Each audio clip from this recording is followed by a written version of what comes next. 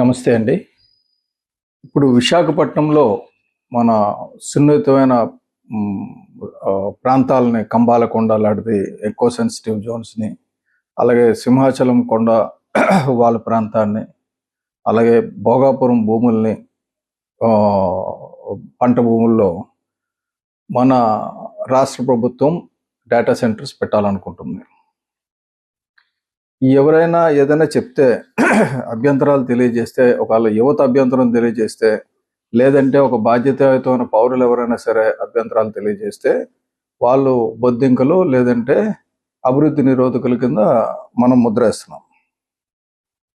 మనం ఒకటి చూడాల్సింది ఏంటంటే ఈ నియంతృత్వ ధోరణి పోవాలి. ఇక్కడున్న రాజకీయ నాయకులను అపాయింట్ చేసింది ప్రజలు. ప్రజలకు వ్యతిరేకంగా వచ్చే కార్యక్రమం, ప్రజలకు పనికొచ్చే కార్యక్రమం చేయాలి కానీ మీరు వ్యాపారస్తులకు పనికొచ్చే కార్యక్రమం చేస్తూ ప్రజలను ఇబ్బంది పెడితే అది మంచిది కాదు. మీకు కానీ భవిష్యత్తుకు కానీ మంచిది కాదు. ఎందుకంటే ఇటువంటి అహంకారం వల్ల మీరు నష్టపోతారు. ఎందుకంటే ఇది మళ్ళీ 5 ఏళ్ళకు ఒకసారి మళ్ళీ మీరు ప్రజల దగ్గరికి రావాలి కదా. ఇప్పుడు ఇక్కడేమంటే మేము గూగుల్ డేటా సెంటర్ పెడుతున్నాం, మంచి ఉపాధి తీసుకొస్తున్నాం అని చెప్పారు. నేను ఈ డేటాని అంటే మీరు ఆర్టిఫిషియల్ ఇంటెలిజెన్స్ హబ్ కింద తీసుకొస్తామంటున్నారు కదా అందరూ. ఇప్పుడు ఆర్టిఫిషియల్ ఇంటెలిజెన్స్ హబ్ కాబట్టి ఆర్టిఫిషియల్ ఇంటెలిజెన్స్ని అడగండి.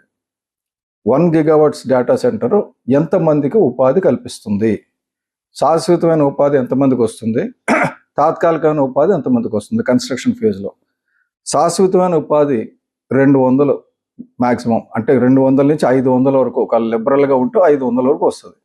500 మందికి ఉపాధి కల్పించే డేటా సెంటర్ గురించి విశాఖపట్నం ప్రజల్లో 20 లక్షల మంది ప్రజలను ఇబ్బంది పెట్టి, వన్యప్రాణులను ఇబ్బంది పెట్టి చేయడం అవసరమా?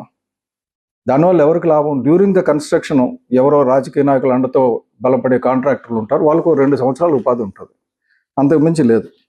ఇంకోటి ఏమంటే ఏదైనా చేయాలనుకుంటే ఏదైనా ఇండస్ట్రీ నెలకొల్పాలనుకుంటే ఈ దేశంలో ఎన్విరాన్మెంట్ యాక్ట్స్ ఉన్నాయి, పర్యావరణ చట్టాలు. దాని ప్రకారంగా పర్యావరణ ప్రభావ అంచనాలు వేయాలి. అలాగే సామాజిక ప్రభావ అంచనాలు, అంటే ఇండస్ట్రీ వల్ల అక్కడ పర్యావరణం ఎంత దెబ్బతింటుంది, సమాజం మిగతాది ఎంత దెబ్బతింటుంది అని చేయాలి. ఇది చేయడానికి కేంద్ర మంత్రిత్వ శాఖ ఒకటి ఉంది, ministry of environment and forest. అలాగే రాష్ట్రంలో కూడా state level environment impact assessment authority అని ఒకటి ఉంది. ఈ రెండింటికి బాధ్యత ఉంటుంది. అయితే దీనికి ఒకటి ప్రతి ఒక్కరు తెలుసుకోవాల్సింది ఏంటంటే, ముఖ్యంగా ఇష్టం వచ్చినట్టు మాట్లాడకుండా చట్టపరంగా మాట్లాడాలంటే తెలుసుకోవాల్సింది ఏంటంటే, మనకి ఎన్ని రకాల కేటగిరీస్ ఉన్నాయి, ఏ ఇండస్ట్రీ ఏ కేటగిరీలోకి వెళ్తుంది అనేది తప్పనిసరిగా మనకు తెలియాలి. కేటగిరీ ఏ ప్రాజెక్ట్స్ అంటే భారీ మన ఉక్కు కర్మాగారాలు కానీ, లేకపోతే థర్మల్ ప్లాంట్స్ కానీ, సిమెంట్ ప్లాంట్స్ కానీ, ఇటువంటివన్నీ కూడా ఆ కేటగిరీలోకి వస్తాయి. అంటే పర్యావరణం మీద ప్రభావం పడేవి. అది కేంద్రం చేయాలి. అందులో ఏంటంటే ఎన్విరాన్మెంట్ ఇంపాక్ట్ అసెస్మెంట్ తప్పనిసరి, అలాగే పబ్లిక్ హియరింగ్ కంపల్సరీ. ఈ 2 లేకుండా ముందుకెళ్ళడానికి లేదు. అది కేటగిరీ ఏ. కేటగిరీ బి అంటే రాష్ట్ర స్థాయి, కొద్దిగా తక్కువ ప్రభావం చూపించేది, అంటే జాతీయ స్థాయి కాకుండా చిన్నది. దానికి ఏంటంటే దానికి కూడా ఎన్విరాన్మెంట్ ఇంపాక్ట్ అసెస్మెంట్ కంపల్సరీ, అలాగే ప్రజాభిప్రాయ సేకరణ తప్పనిసరి. ఇంకోటి కేటగిరీ B2 అని ఉంది. కేటగిరీ B2 అంటే ఏమాత్రం పర్యావరణానికి విఘాతం కలిగించిన ఇండస్ట్రీ, అది డైరెక్ట్గా ఇచ్చేయవచ్చు. ఇప్పుడు డేటా సెంటర్ అన్న దాన్ని ఏమాత్రం పర్యావరణానికి అడ్డులేని దేని కింద రాష్ట్ర ప్రభుత్వం క్లియర్ చేయడాన్ని నేను 100% తప్పుపడుతున్నాను. ఎందుకంటే ప్రజలు మీకు దానికి అధికారం ఇలా ఇలాంటి తప్పుడు పనులు చేయడానికి చంద్రబాబు నాయుడు గారికి కానీ వాళ్ళ అబ్బాయికి కానీ అధికారం లేదు. అంతా నా ఇష్టం అంటే కుదరదు. ఎందుకంటే ప్రపంచ సంక్షోభం నుంచి మనం కొన్ని పాఠాలు నేర్చుకోవాలి. ఐర్లాండ్, నెదర్లాండ్స్ అంటే ఆమ్స్టర్డామ్, అలాగే సింగపూర్ లాంటి అభివృద్ధి చెందిన దేశాల్లో మెగా డేటా సెంటర్ కాదు, హైపర్ డేటా సెంటర్ అని పెట్టారు. హైపర్ స్కేల్ డేటా సెంటర్లో సైజ్ ఎంత అంటే 50 మెగావాట్స్ నుంచి 200 మెగావాట్స్. మనం 1000 మెగావాట్స్ పెడుతున్నాం. 50 నుంచి 200 మెగావాట్స్ చేస్తేనే వాళ్ళు గ్రిడ్ ఫెయిల్యూర్స్ అవుతున్నాయని, అక్కడ వాటర్ స్కేర్సిటీ వస్తుందని, అనుకున్నంత ఎంప్లాయ్మెంట్ రాలేదని, ప్రతిరోజు లక్షల లీటర్ల నీరు ఖర్చు అవుతుందని గోలపెడుతున్నారు. అటువంటి ఇండస్ట్రీని మన దేశానికి తీసుకొచ్చినప్పుడు ఏమైనా ఎంత బాధ్యతగా ఉండాలి? మనకు కాకపోతే వాడికి వెళ్ళిపోతుంది, వాడికి కాకపోతే వీడికి వెళ్ళిపోతుందని ఇదే పని చేసి రాష్ట్రంలో భూగర్భ జలాల్ని కంబైన్డ్ స్టేట్లో హైదరాబాద్లో దాదాపు 25 స్క్వేర్ కిలోమీటర్స్ భూగర్భ జలాల్ని ఈ బల్క్ డ్రగ్ ఇండస్ట్రీస్తో నింపేశారు. ఎందుకంటే వాళ్ళకి అడ్వాన్స్ కంట్రీస్కి బల్క్ డ్రగ్ పెట్టరు వాళ్ళు, ఎందుకంటే బల్క్ డ్రగ్ నుంచి కాలుష్యం వస్తుంది, వాళ్ళ పర్యావరణం పాడైపోతుంది. బల్క్ డ్రగ్ మీరు తయారు చేసి ఇస్తే వాళ్ళు మాత్రలు మాత్రం తయారు చేసి మనకు అమ్ముతారు. ఆ బల్క్ డ్రగ్స్ వల్ల వచ్చే రోగాలు మాత్రం ప్రజలు భరించాలి, పక్షులు భరించాలి, జంతువులు భరించాలి, మన పర్యావరణం పాడవాలి. అది బల్క్ డ్రగ్స్ చేసిన సాయం చాలు మీరు. ఎందుకంటే బల్క్ డ్రగ్స్తో ఆంధ్రప్రదేశ్ని సర్వనాశనం చేశారు. అది ఎవరు తెచ్చినా సరే బల్క్ డ్రగ్ ఓనర్స్కి కొద్దిగా ఇబ్బంది అనిపించవచ్చు చాలామందికి, కానీ బల్క్ డ్రగ్తో పాటు కనీసం ఎండ్ ప్రోడక్ట్ కూడా మనమే తయారు చేసి ఇచ్చి ఉంటే వేరేగా ఉండేది. మనం బల్క్ డ్రగ్ కేజీల లెక్కలో అమ్మితే వాళ్ళు గ్రాముల లెక్కలో మనకు అదే కేజీకి ఎంత డబ్బు ఇస్తున్నాం, గ్రాముకి అంత డబ్బులు కలెక్ట్ చేసుకుంటున్నారు.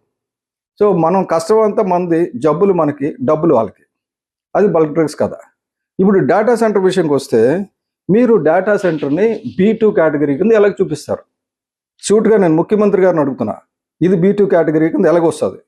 పర్యావరణ శాఖ మంత్రి గారిని అడుగుతున్నా, B2 కేటగిరీ కింద ఎలాగొస్తుంది? అమెరికన్స్ ఫోర్బ్స్ పత్రికలో వచ్చింది, ఫోర్బ్స్లో ఎవరైనా పత్రికలో ఆర్టికల్ వస్తే ఒక ఇంచ్ వస్తే చాలు అనుకుంటారు. అటువంటి ఫోర్బ్స్ పత్రికలో దీని మీద 3 పేజీలు రాశారు.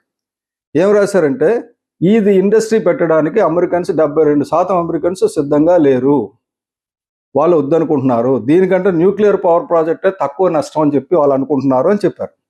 అటువంటిది మనం తెద్దాం అనుకున్నప్పుడు తెండి, కానీ మరి పర్యావరణ ప్రభావ అంచనాలు వెయ్యాలి కదా.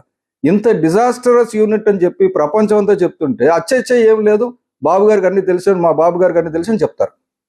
అంటే ఇది కాదండి, పద్ధతి కాదు ఇది. మీరు B2 కేటగిరీ కింద దీన్ని అసెస్ చేయడానికి లేదు. నేను 100% దీనికి వ్యతిరేకంగా పోరాటం చేస్తా, ఎవరేమనుకున్నా సరే. మమ్మల్ని బొద్దింకలు అనండి, అభివృద్ధి నిరోధకులు అనండి, ఏమైనా అనండి, కానీ విశాఖ సర్వనాశనం అవుతుంటే చూస్తూ ఊరుకునే పరిస్థితి లేదు. ఇదివరకు అమరావతి విషయంలో కూడా నేను గలం ఎత్తా, ఒక్క అక్షరం నేను తప్పు చెప్పలా. అమరావతిలో పంట భూములు కాపాడమని చెప్పాం, మీరు కాపాడుతామని రాసిచ్చారు. అమరావతిలో ఫ్లడ్ ప్లైన్స్ని కాపాడమని చెప్పాం, మీరు కాపాడుతామని రాసిచ్చారు.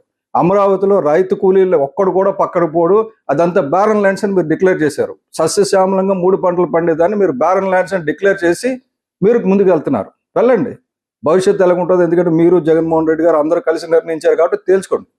కానీ ఇక్కడ డేటా సెంటర్ విషయంకి వచ్చేసరికి మీరు జగన్మోహన్ రెడ్డి గారు కలిసి మాట్లాడినా సరే డెఫినెట్గా చట్టం అన్నది ఒకటి ఉంటుంది, ధర్మం అన్నది ఒకటి ఉంటుంది. మేము దాని ప్రకారం వెళ్తాం, దీన్ని 100% నిలువరిస్తాం, అందులో అనుమానమే లేదు. ఎందుకంటే ఇది ప్రజల తరపున మాట్లాడాల్సిన బాధ్యత నాకు ఉంది, ఒక పర్యావరణవేత్తగా, దీని గురించి తెలిసిన వాడిగా. అలాగే యువత భవిష్యత్తు గురించి నాశనం అవుతుంటే చూస్తూ ఊరుకునే మనిషిని నేను కాదు. ఇది డెఫినెట్గా యువతకు కూడా పిలిపిస్తున్నాను. ఇది మీ భవిష్యత్తు. అడవుల్ని నాశనం చేసి 200 ఉద్యోగాలు 500 ఉద్యోగాలు ఇచ్చేది కుదరదు. ఒకవేళ లేదు వాళ్ళు చెప్పినట్టు 1,00,000 ఉద్యోగాలు వచ్చేటట్టయితే 1,00,000 ఉద్యోగాలు ఇప్పుడు ఎవరికి ఎక్కడ ఇస్తారో రాసి ప్రజలకు చెప్పానండి, దాన్ని ప్రజామోదం తీసుకోమనండి, దాన్ని అగ్రిమెంట్ పైన పెట్టమనండి.